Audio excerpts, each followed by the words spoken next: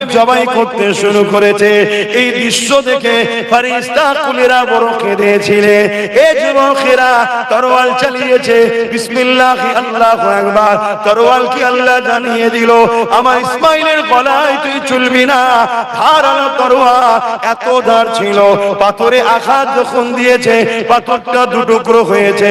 তরোয়াল ইসমাইল সাল্লামের গলায় চলেনি। আল্লাহর হুকুম ছাড়া গাছের পাতা লড়তে পারে? তরোয়ালের ক্ষমতা আছে নাকি? এই ঈমান আছে তোমাদের নাকি? এটাই তো ঈমান, একেই তো বলা হয় মুসলমান।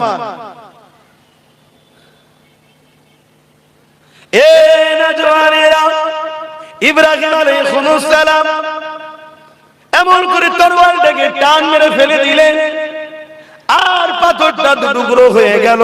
ইসমাইল আলাইহিস সালাম বলতে লেগেছে, আব্বা জান একটুখানি যেন মায়া আমার জন্য আপনার হৃদয়ে না এসে যায়, কারণ এটা আল্লাহ পাকের বড় পরীক্ষা হচ্ছে।